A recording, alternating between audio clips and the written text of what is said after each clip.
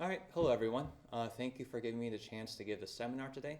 My name is Jack, and I'll be talking about the Chinese environmental remediation industry. My objective for this presentation is to use pictures and video I took while working in China to give you all an idea of what the scale of soil and groundwater contamination is like over there, and also to give you a sense of what it's like to be working in the field at these sites.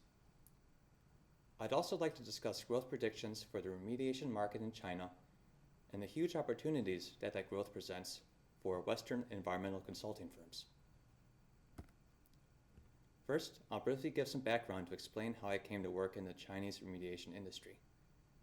After 2 self-financed fact-finding trips to China, 6 months preparing full-time for a Mandarin Chinese proficiency exam, and countless international cold calls over Skype, I found work as an engineer at a Chinese environmental remediation firm in 2014.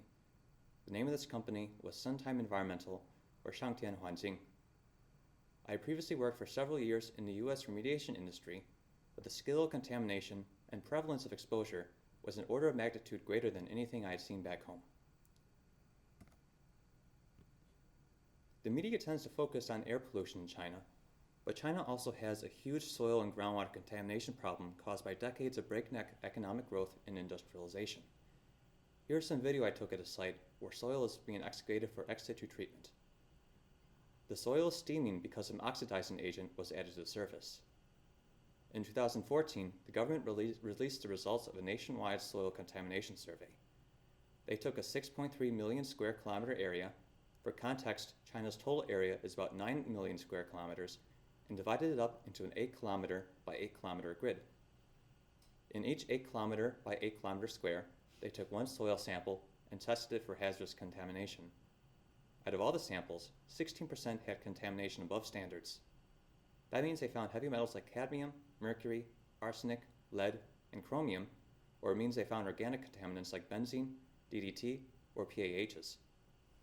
Furthermore, out of all the samples that were taken in arable land, that fraction rose to 1/5. Now, China is not a country that started with a lot of arable land to begin with.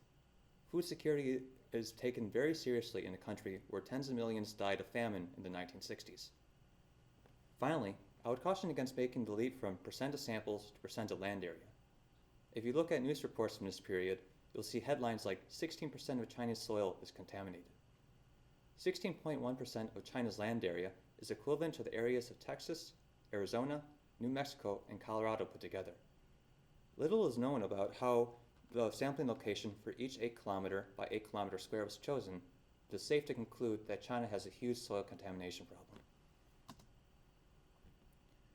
On top of the agricultural self-sufficiency issue, the Chinese public has become highly cognizant of how bad the soil contamination issue is. Even before the government released the soil contamination survey, there were incidents like the 2013 cadmium rice food contamination scare. In May 2013, authorities in Guangdong province released a report stating that 44% of rice or rice products that they tested had unsafe levels of cadmium. Many rural parts of the country are still very poor, but standards of living have risen in significantly large swaths of the country. And with that standard of living increase, people are more health conscious. They aren't satisfied with just having food to eat. They want food that's not contaminated.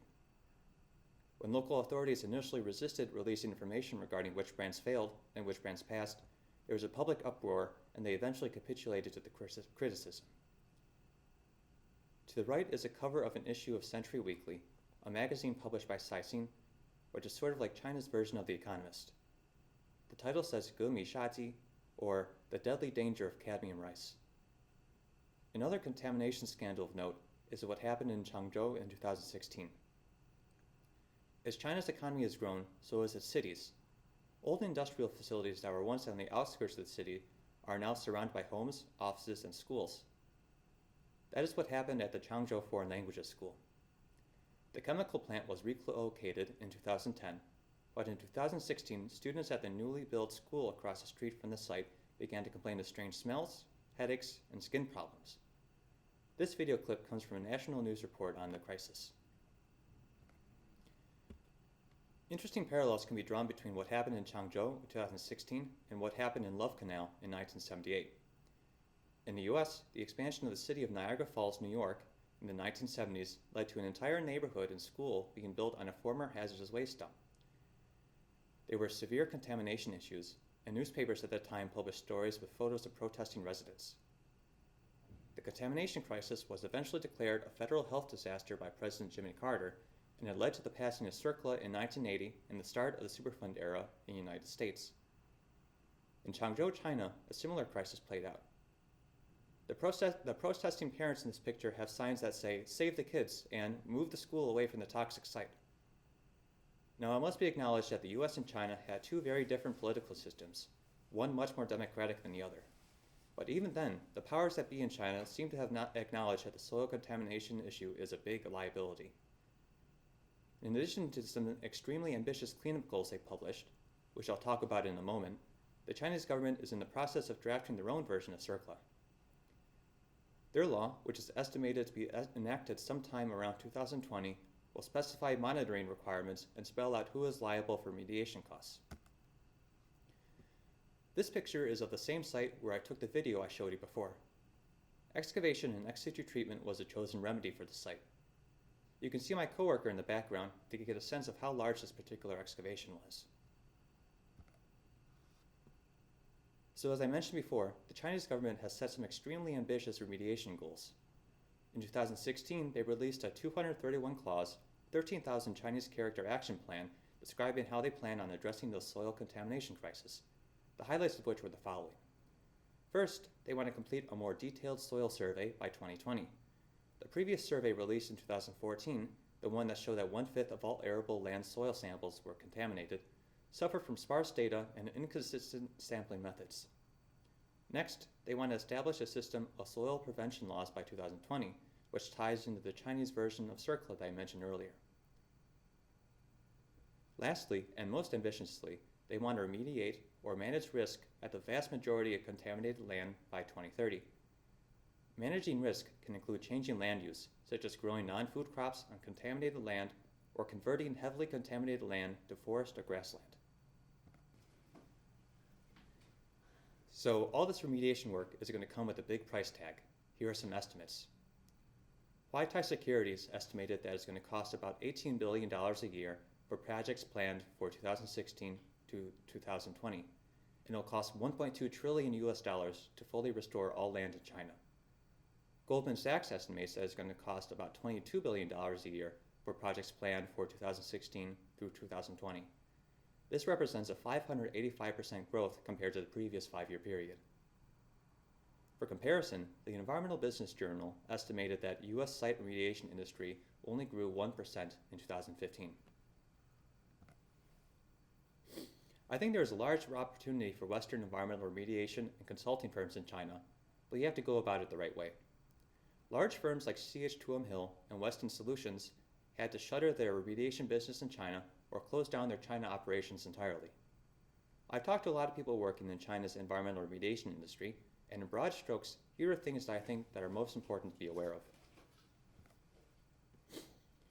First, Chinese environmental remediation firms need the expertise and experience to apply remediation technology effectively, but they only want the technology.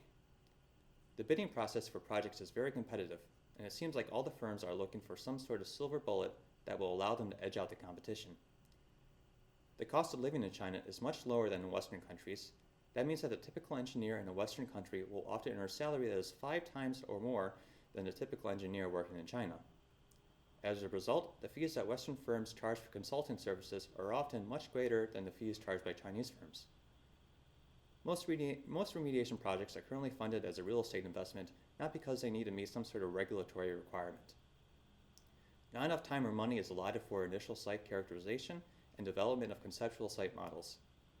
Excavation and ex-situ treatment, like in the video above, is favored because it is simple and fast. Additionally, I recommend against trying to go it alone. It seems like finding a local remediation firm to market your technology is the most feasible business plan. The only Western firms I know of that have been able to make it as a solo venture in China are large international environmental consulting companies, whose clients in China all look just like them, large international companies. Of course, if you do find a local partner, you have to make sure you take measures to protect your intellectual property. I know of a Western firm that enclosed their entire system in a locked shipping container that they could shut down remotely if necessary. For the next part of my presentation, I'll be taking you all on a little field trip to a couple contaminated waste sites I worked at in China. The first stop on our journey is a site heavily contaminated with chromium ore processing residue, or COPR. COPR is a waste product generated by high-lime chromium extraction, an inefficient industrial process that is no longer used outside Eastern Europe, the former Soviet Union, India, Pakistan, and China. COPR contains hexavalent chromium, a substance highly hazardous to human health. As of the year 2000, 90 metric kilotons of sodium dichromate per year was produced in this process in China. In the absence of an effective national system for controlling hazardous waste, the COPR generated by this process in China was often used as fill or simply stockpiled on site. As a result, the chromium in this waste has contaminated current and former industrial facilities all across China. Note the smokestack in this figure. That'll show up again. Here are a few more pictures from the site. That sickly yellow color is chromium contamination.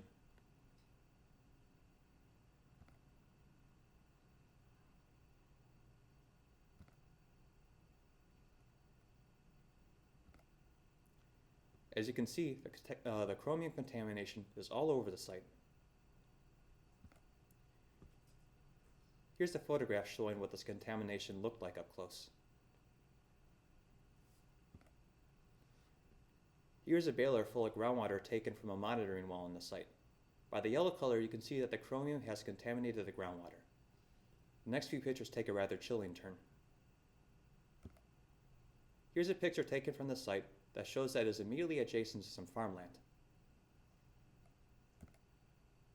In fact, as you can tell from this satellite photo, the entire site is surrounded by farmland. Note the smokestack near the center of the photo. The only thing separating the site from the farmland next to it was a sickly-looking creek. Here's a photo taken from the other side of the creek, showing a soil pile contaminated with chromium. Here are some key takeaways for this site. Heavily contaminated sites in China often have zero site control. People can come and go as they please. An equivalent site in the US would at least have a tall barbed wire fence surrounding it, if not a thick clay liner on top of it, to prevent people from getting exposed to contamination. On Chinese contaminated waste sites, I've seen people wander in to spectate, scavenge recyclable materials, even grow vegetables. In particular, the vegetable growing is most troubling. It seems like gardening is a common hobby for the older generation in China. It's seen as a way of passing time, enriching their diet, and saving money. There seems to be a tradition of planting vegetables on any vacant patch of land they can find. For example, in the photo above, somebody has planted vegetables along a public road. This practice is problematic when the vacant patch of land formerly housed a chemical plant and all the soil is contaminated, at least where the contamination won't just kill the plants outright. Here are a few more pictures of these guerrilla gardens.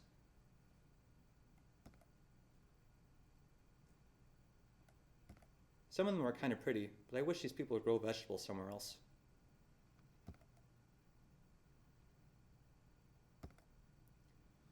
You can see our soil boring rig in the background. Would you want to eat vegetables growing on this land? The second and last site on our tour is a former illegal waste oil recycling facility. The major takeaway for this site is that many of these contaminated waste sites often have complicated community issues surrounding them. At this particular site, the former owner of this recycling facility was unable to pay his workers their final paycheck because he was in jail. When we arrived on site, the disgruntled workers all showed up on scooters and started throwing our equipment in the water. I don't think you need to look at a lab analysis to tell you that this place was pretty contaminated. At another site, we were suddenly surrounded by a group of angry elderly people. They were all shouting at us about something, but I couldn't understand them. I asked my coworkers what they wanted, but they couldn't understand either, because these elderly people were all speaking a local dialect. We had to find somebody local to interpret for us. It turns out that people were formerly using the land, and they felt they weren't compensated enough when the local government took it over. This seems to be fairly common. If the local government wants to rebuild on a plot of land, it pays compensation to the people that were originally living there or using the land. Often, the people felt that they weren't compensated enough, and this causes conflict. That's all. Thank you for your attention.